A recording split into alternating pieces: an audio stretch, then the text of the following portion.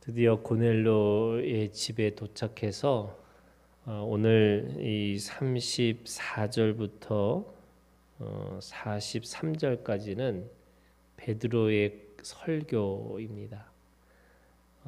베드로는 34절부터 35절에는 자신의 깨달음에 대한 이야기를 해요.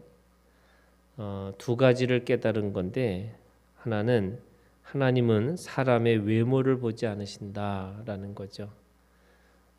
자신들은 자기의 시대와 세대라고 하는, 그래서 유대인들의 에게만 하나님의 말씀이 전하는 줄을 생각하고 있었는데, 그리고 그것을 예루살렘과 온 유대와 사마리아와 땅끝까지라고 하는 의미는 흩어진 유대인들을 향한 말씀이라고 생각을 했었어요.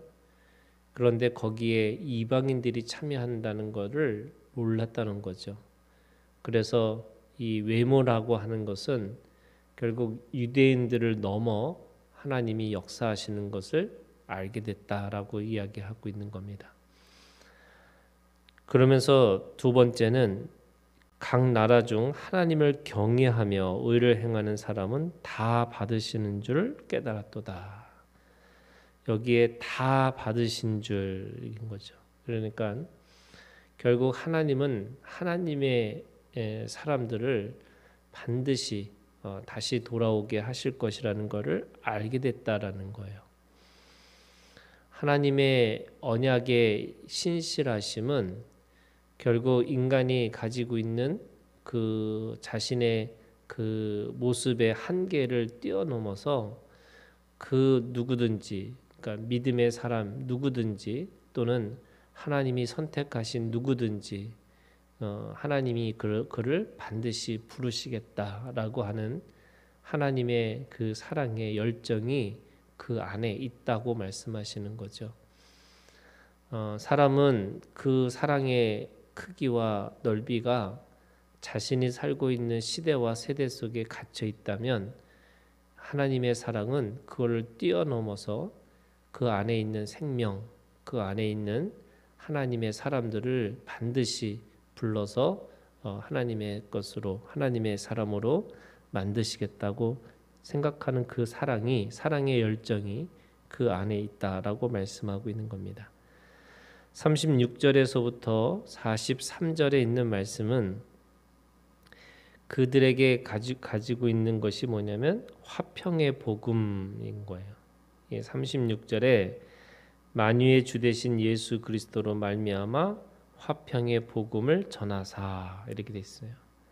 그래서 예수 그리스도가 모든 이 사람들, 그 사람들에게 주시는 최고의 복음은 화평의 복음이라고 얘기하는 겁니다.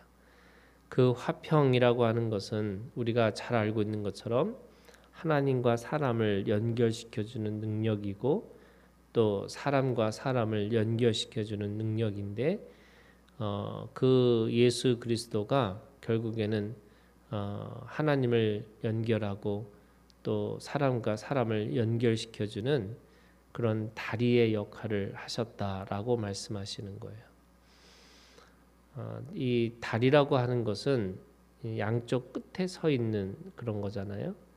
그러면서 끝과 끝을 연결하는 것이 다리면서 거기를 다닐 수 있도록 수많은 사람들에게 밟히는 것이 다리입니다. 그러니까 이 화평회라고 하는 이 화평회 안에는 바로 예수 그리스도의 그 다리의 사역을 이야기하고 있는 거죠. 하나님으로부터 사람의 모습으로 오셨고 그 사람 중에서도 종의 모습으로 오셔서 또 끝까지 이 선한 일을 했음에도 불구하고 나무에 달려서 저주 가운데 죽으신 그분. 그래서 양쪽 끝을 연결하기 위해서 스스로 자신의 모든 것들을 내려놓고 모든 사람들에게 그것이 다리로 밟히는 인생으로 우리 가운데 오셨다라고 말씀하고 있는 겁니다.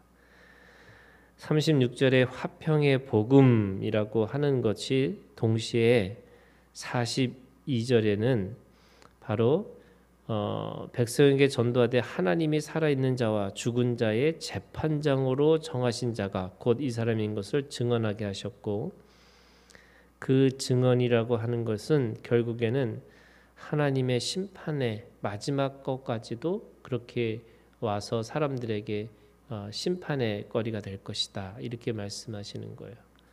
그러니까 지금 베드로가 선포하고 있는 복음은 단순한 화평의 복음만 있는 게 아니라 바로 심판의 복음도 그 안에 있다고 이야기하는 겁니다. 그러니까 예수 그리스도를 믿지 않는 자들에게는 심판이지만 믿는 자에게는 그것이 화평으로 올 것이다, 이렇게 말씀하시는 거죠. 그러면서 그 복음의, 화평의 복음의 내용이 뭐냐? 바로 예수 그리스도의 그 삶을 이야기하고 있습니다. 그 삶을 한마디로 얘기하면 38절의 끝에 이렇게 얘기합니다. 이는 하나님이 함께 하셨습니다. 하나님이 함께 하시는 삶으로 예수 그리스도가 사셨기 때문에 그분에게는 그 화평의 복음이 그 안에 있었다는 것을 알 수가 있는 거죠. 그럼에도 불구하고 그는 이 저주, 나무에 달아 죽였다, 이렇게 얘기합니다. 구약에서 나무에 달린 자는 저주 가운데 있는 자라고 얘기하는 거죠. 그 저주에 왜 들어갔을까라고 생각해 보면 예수님은 그 저주가 없는 인생을 살려고 노력하신 게 아니라 그 저주를 뒤집어 쓰시고 대신 그곳에 들어가서 그 저주를 풀으셨던 그런 분이라는 것을 알 수가 있는 거죠.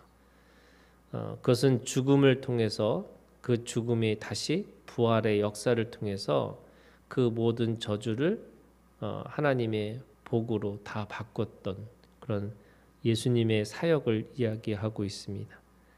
그리고 그것이 자신들에게 사명이라고 이야기하는 겁니다. 예수 그리스도의 화평의 복음을, 또 예수 그리스도의 십자가의 삶을 그렇게 전하는 것이 자신들이 보고 들은 것이기 때문에 자신들은 그것을 증언하는 자라고 이야기하고 있습니다. 그 증언을 통해서 결국 43절의 결론이죠. 모든 예수 그리스도의 이 화평의 복음과 심판의 복음을 통해서 뭐 하기를 원하느냐? 모든 선지자도 증언하되 그를 믿는 사람들이 다 그의 이름을 힘입어 죄사함을 받는다 하였니라. 이 죄사함의 역사를 이야기하고 있습니다. 그래서 이 복음은 결국 죄사함을 받는 것으로 귀결이 되는 거고, 그것이 우리의 삶의 능력이라고 이야기하고 있는 거죠. 모든 인생은 시작과 끝이 죄의 역사입니다. 그래서 죄 가운데 살아갈 수밖에 없고, 죄를 묵상할 수밖에 없고, 또 날마다 그 죄 가운데 눌려서 살아갈 수밖에 없는 인생이라고 얘기하는 거죠. 그런데 예수님이 우리 가운데 오셔서 그 인생 가운데서 영원한 생명을, 또 영원한 세상을 살아갈 수 있도록 죄사함을 주셨다라고 말씀하시는 거죠. 그래서 우리가 더 이상 죄에 눌려 살아가는 사람들이 아니라 이제 진정한 자유인으로 살아갈 수 있다라고 말씀하시는 거예요. 인생은 수고와 슬픔, 이게 죄 가운데 있는 사람들의 결론이라고 할 수 있습니다. 그래서 모든 인생은 수고와 슬픔밖에 없다라고 얘기하시는 거죠.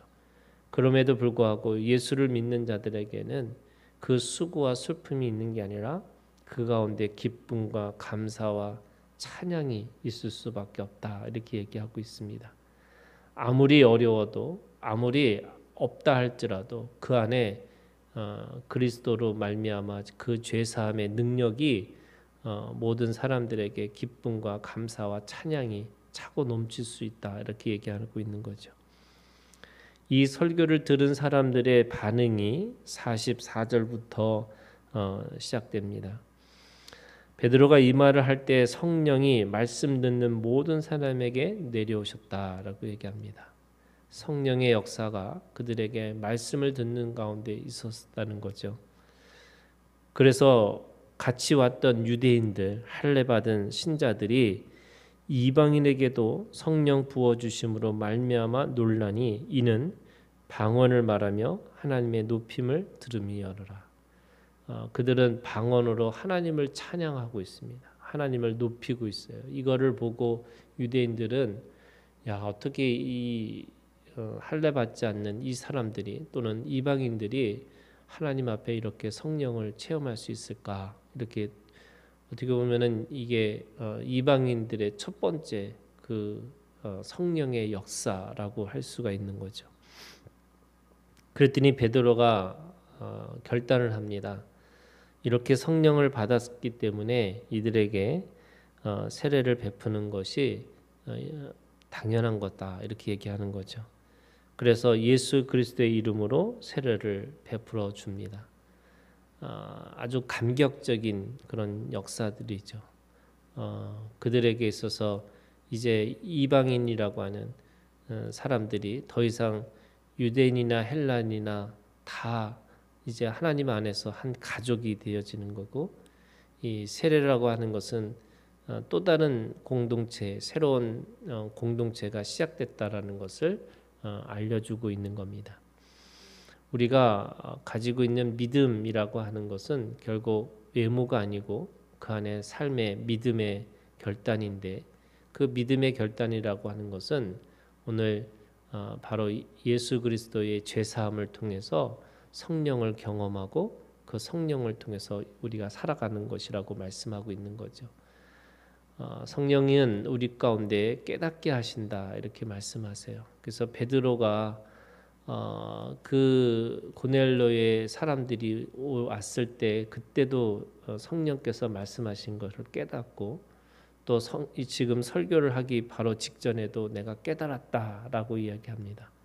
바로 그때마다 성령의 이끄심에 따라서 또는 성령의 인도하심을 따라서 반응하고 있는 그런 베드로를 알 수가 있습니다.